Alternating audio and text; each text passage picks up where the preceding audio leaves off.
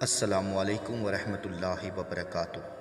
دوستو، جیسا کہ ماہ رمضان المبارک میں اللہ تعالیٰ روزے رکھنے پر، اس کی تراویح اور اس میں اعتکاف کرنے پر بہت اجر و ثواب دیتا ہے،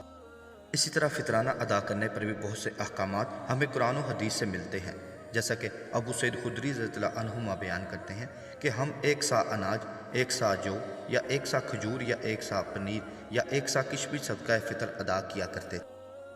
اور ایک سا سے تقریباً 2.5 کلو سے لے کر 3 کلو گرام تک جو کے مطابق، جو کہ علماء کرام نے آج 300 یا 340 تک مقرر کیا ہوا ہے۔ اسی طرح صحیح بخاری، صحیح مسلم اور مشکات المصابیح میں حضرت ابن عمر رضی اللہ عنہما بیان کرتے ہیں، رسول صلی اللہ علیہ وآلہ وسلم نے مسلمانوں کے ہر غلام و آزاد، مرد و عورت اور چھوٹے بڑے پر ایک سا کھجور یا ایک سا تقریباً 2.5 کلو جو صدقہ فطر فرض فرمایا، اور اس کے متعلق حکم فرمایا کہ اسے نماز عید کے روانہ ہونے سے پہلے ادا کیا جائے۔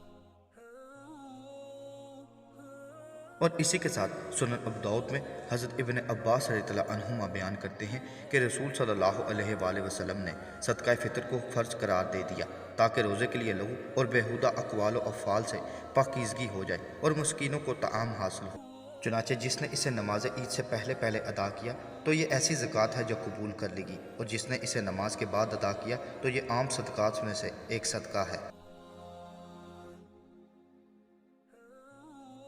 اسی طرح ایک اور حدیث میں حضرت ابن عمر رضی اللہ عنہما بیان کرتے ہیں، نبی کریم صلی اللہ علیہ وآلہ وسلم نے صدقہ فطر یا یہ کہا کہ صدقہ رمضان مرد، عورت اور آزاد اور غلام سب پر ایک سا کھجور یا ایک سا جو فرض قرار دیا گیا۔ پھر لوگوں نے آدھا سا گیہوں اور اس کے برابر قرار دے لیا، لیکن ابن عمر رضی اللہ عنہما کھجور دیا کرتے تھے۔ ایک مرتبہ مدینے میں کھجور کا قحط پڑ گیا تو آپ نے جو سے صدقہ فطر دیا۔ ابن عمر رضی اللہ عنہما چھوٹے بڑے سب کی طرف سے، یہاں تک کہ میرے بیٹوں کی طرف سے بھی صدقہ فطر نکالتے تھے۔ ابن عمر رضی اللہ عنہما صدقہ فطر ہر فقیر کو جو اسے قبول کرتا دے دیا کرتے تھے، اور لوگ صدقہ فطر 1 یا 2 دن پہلے ہی دیا کرتے تھے۔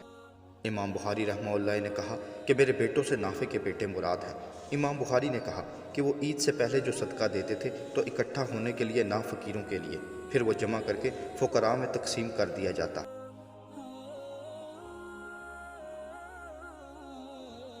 اللہ تعالیٰ سے دعا ہے کہ وہ ہمیں ماہ رمضان المبارک میں تمام تر اجر و ثواب عطا کرے، اور اللہ تعالیٰ سے دعا ہے کہ جو غلطیاں اور گستاخیاں ہم سے ماہ رمضان المبارک میں سرزد ہوئیں ان سے درگزر فرمائے۔ اللہ تعالیٰ سے دعا ہے کہ وہ ہمیں اپنے دین کو سمجھنے، اس پر عمل کرنے اور دوسروں تک پہنچانے کی توفیق عطا کرے۔ السلام علیکم ورحمۃ اللہ وبرکاتہ۔